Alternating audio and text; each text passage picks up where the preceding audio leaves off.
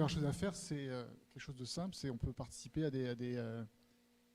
des jeux ou à des conférences comme la fresque du climat ou comme faire son bilan carbone, donc soit avec celui de l'ADEME ou où il y a un site sur lequel je vais, moi, où j'ai participé il y a quelques temps, qui s'appelle MyCO2, qui permet d'avoir une idée déjà. Alors, c'est vraiment très climat, mais ça permet déjà d'avoir une idée et après d'en parler autour de soi, de se former à être fresqueur, parce que c'est quand même un moyen assez simple d'avoir une bonne vue des notions qui sont des données du GIEC et de voir l'ampleur du problème, de côté systémique qui est vraiment très bien représenté dans la fresque du climat. Donc moi je conseillerais de commencer par là. Alors dans la santé, il y a aussi, on a une fresque de la santé de la santé environnement, donc c'est un peu plus large. Et après pour les autres ou pour ceux qui ne sont pas étudiants, qui sont déjà en train de travailler, il y a des formations, il y a des certificats. Au MINI, il y a un certificat environnement santé qui est assez intéressant, que vous pouvez suivre. Et donc voilà, mais c'est formation et participer à des événements et parlez-en autour de vous. Alors, juste une chose, c'est que quand on commence à en parler autour de soi, il se peut qu'il y a certaines personnes qui se ferment et vous n'allez pas perdre d'amis, mais il va falloir en tout cas, ça m'est arrivé où il y a certaines personnes qui sont peu réceptives et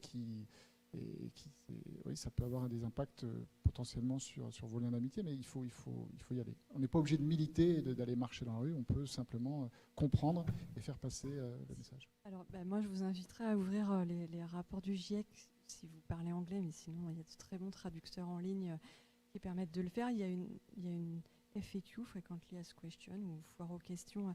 Dans le groupe 3, il y a l'une d'elles qui est justement sur ce qu'on peut faire en tant que citoyen. Alors, je vous l'ai dit, ça demande quand même la décarbonation des changements majeurs, structurels, systémiques. Donc, il ne faut pas être naïf sur les petits gestes, mais il y a quand même des choses que vous pouvez faire individuellement en tant que consommateur.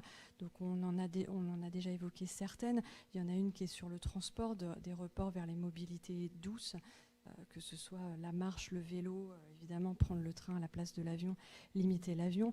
Il y en a une autre importante qui est sur l'alimentation, réduire la consommation de viande et en particulier de viande rouge. Il ne s'agit pas nécessairement de basculer complètement végétarien, mais déjà faire des changements et des reports avec moins de viande et plus de protéines qui ne soient pas animales, c'est aussi avoir une meilleure santé, moins d'achats et évidemment une sobriété. Donc ça, c'est ce qui paraît évident en tant que consommateur.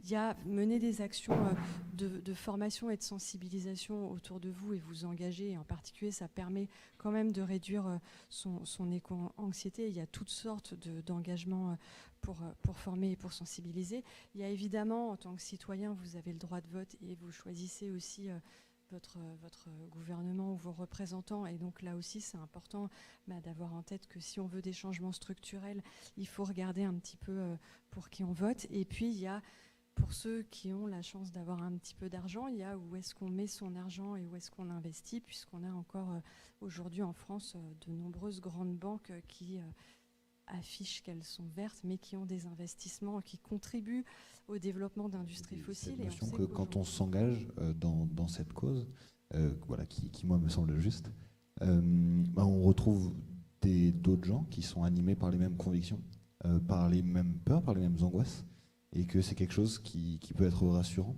Quand on ne sait pas trop ce vers quoi on se dirige, on trouve des acolytes, des camarades qui vont nous aider à avancer, ce qui nous permet de transformer parfois des sentiments qui peuvent être nous pousser vers le repli, vers la peur, l'angoisse, qui peut nous permettre de transformer ça en quelque chose de positif, de dynamique, et qui nous permet d'envisager peut-être un monde meilleur, et puis de ne pas hésiter à faire preuve de quelque chose qui me semble essentiel, qui est une créativité, parce que on a tout à réinventer en fait, et donc il va falloir alors pas être innovant parce que c'est pas un mot que j'aime, mais il va falloir être créatif.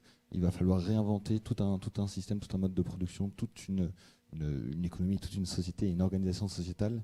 Et donc c'est quelque chose qui peut être qui peut être aussi un petit peu excitant dans l'idée de se dire il y a tout à faire et positif. Et donc le faire collectivement, ça permet d'avoir un élan plus global qui est extrêmement qui aide énormément.